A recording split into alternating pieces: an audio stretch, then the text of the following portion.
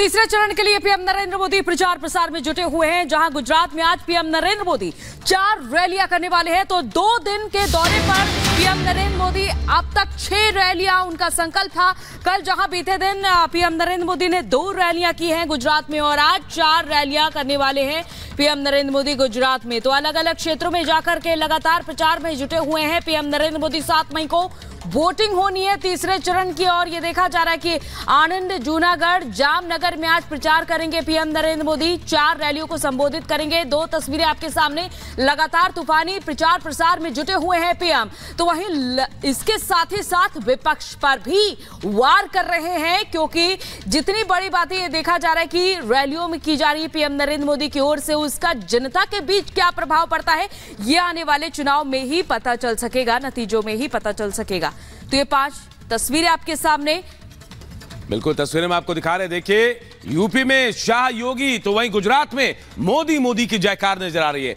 तो देखिए, मैनपुरी में मायावती नजर आ रही हैं, तो हाथरस में जयंत चौधरी चुनाव प्रचार करते नजर आ रहे हैं। तो वहीं भरूच में सुनीता केजरीवाल देखिए अपने जो कैंडिडेट हैं उनके पक्ष में प्रचार कर रहे हैं। तो तीसरा चरण है, रण भीषण है, और तमाम सियासी दिग्गज जो हैं ताल ठोक रहे हैं, अपने जो उम्मीदवार है उनके पक्ष में वोट अपील कर रहे हैं। आज सबकी रैलियां हैं। देखिए, आज जो ये तमाम दिग्गज आपको तस्वीरों में दिख रहे हैं, ये आज चुनाव प्रचार करने वाले हैं, और ये तस्वीरें बता रही है आपको कि कैसे दिग्गज चुनाव प्रचार में पूरी ताकत झोंक रहे हैं।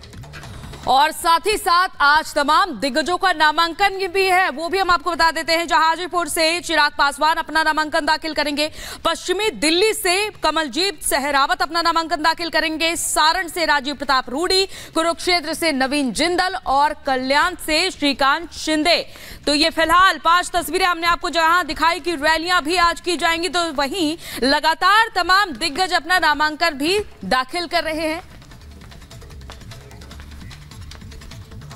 तो देखिए, 2 चरण के चुनाव के बाद अब बारी तीसरे चरण की है, और ऐसे में प्रधानमंत्री नरेंद्र मोदी अपने गृहनगर गुजरात में हैं, और आज भी ताबड़तोड़ चुनाव रैलियां करने वाली हैं। और इस रैली में निशाने पर होगा विपक्ष यानी कांग्रेस, और वहां जमकर कांग्रेस पर निशाना भी साधेंगे। तो दूसरी तरफ अपने जो उम्मीदवार हैं उनके लिए वोट की अपील भी करने वाले हैं प्रधानमंत्री नरेंद्र मोदी।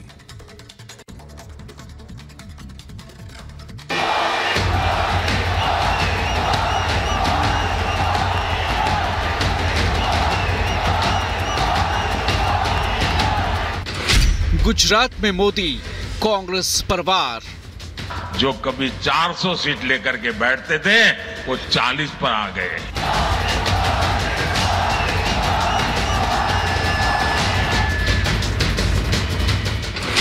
ताबड़तोड़ प्रचार, अब की 400 पार।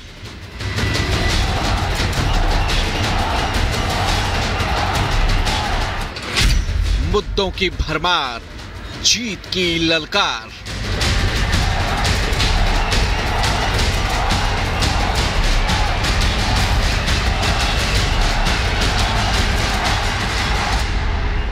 पीएम मोदी आज एक बार फिर अपने गृह राज्य गुजरात में हैं, जहां उनकी ताबड़तोड़ 4 रैलियां होनी तय हैं। कल भी पीएम ने गुजरात में 2 चुनावी रैलियां की थीं, यानी 2 दिनों में 6 जगहों पर पीएम मोदी ने तूफानी प्रचार किया है। पीएम मोदी के निशाने पर एनडीए गठबंधन है, और विपक्ष के प्रोपेगेंडा का वो चुन चुन कर जवाब दे रहे हैं।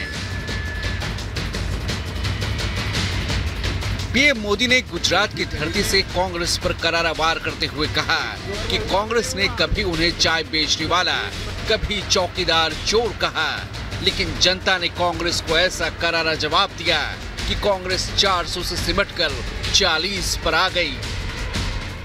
शाहजादा कह रहा है कि अगर मोदी तीसरी बार आया तो फिर देश में आग लग जाएगी। बोलो, ये पता नहीं इनके दिमाग में आग कहां से भर गई है। दरअसल कांग्रेस के सपने आग में राख हो चुके हैं।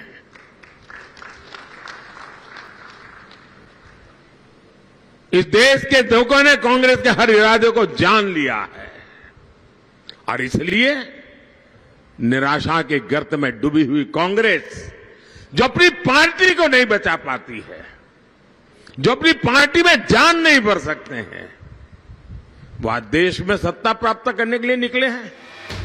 आज गुजरात में पीएम मोदी आणंद, वढ़वान में रैली करेंगे। जूनागढ़ और जामनगर में भी पीएम की रैलियां तय हैं। 6 रैलियों में 13 सीटों को कवर करेंगे पीएम मोदी। तीसरे चरण में गुजरात में वोटिंग होगी। सूरत सीट पहले ही बीजेपी के खाते में जा चुकी है। गुजरात में क्लीन स्वीप की हैट्रिक लगाने की तैयारी है। गुजरात में कांग्रेस हाशिए पर है और एक के बाद एक कांग्रेस के दिग्गज नेता पंजा झटककर कमल के निशान को अपना बना रहे हैं। पीएम मोदी गुजरात की धरती से मिशन 400 पार के लक्ष्य के और करीब पहुंचना चाहते हैं और क्लीन स्वीप की हैट्रिक लगाने के लिए जनता से जीत का आशीर्वाद मांग रहे हैं। राहुल के प्रचार के अंदाज पर भी हाल ही में पीएम ने तंज किया था। पीएम ने क्या कहा था, जरा ये सुन लीजिए। कि कांग्रेस के शहजादे को पूछो कि गरीबी से कैसे हटती है, तो वो कहते हैं खटाखट खटाखट। शहजादे को पूछो ग्रोथ कैसे होती है, तो वो कहते ठकाठक ठकाठक। शहजादे को पूछो कि विकसित भारत बनाने का कोई प्लान है, तो वो कहते टकाटक टकाटक। साथियों, कांग्रेस के शहजादे की बातें खतरनाक है। खुद कांग्रेस के लोग इनके कारण कांग्रेस छोड़ करके निकल रहे हैं। पीएम मोदी ने आरक्षण और संविधान बदलने को लेकर विपक्ष के आरोपों पर भी करारा जवाब दिया था। अब आरक्षण को लेकर फर्जी वीडियो पर भी पीएम ने कांग्रेस को निशाने पर लिया और मोहब्बत की दुकान में फर्जी वीडियो को लेकर जनता को आगाह किया। जब देश के दलित, आदिवासी, पिछड़े कांग्रेस को रिजेक्ट कर दिए हैं, अब उन्होंने कारोबार चलाया फर्जी वीडियो, फेक वीडियो, सारा कारोबार फर्जी।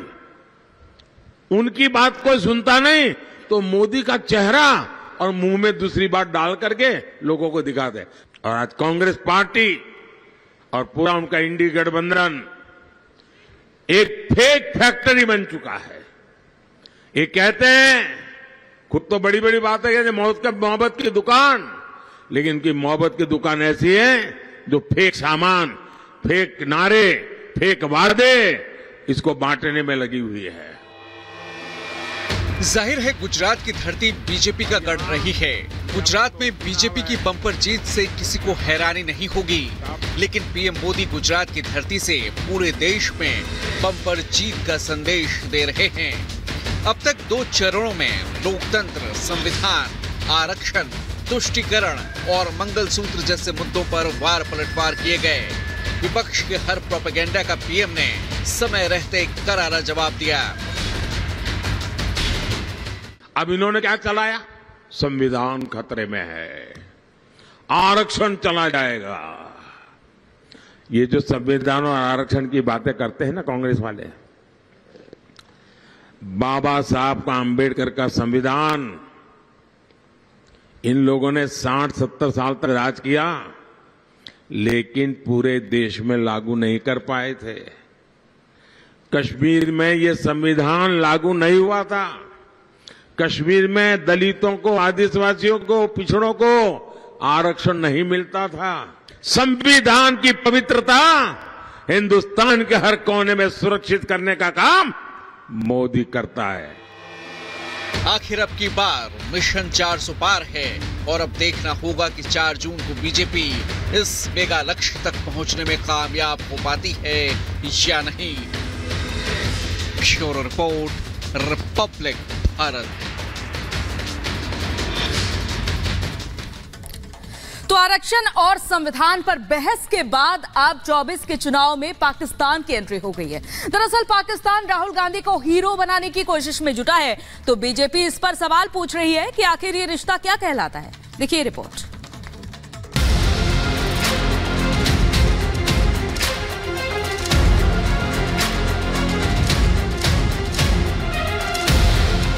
चौबीस के चुनाव में अब पाकिस्तान की एंट्री हो गई है। अब तक कांग्रेस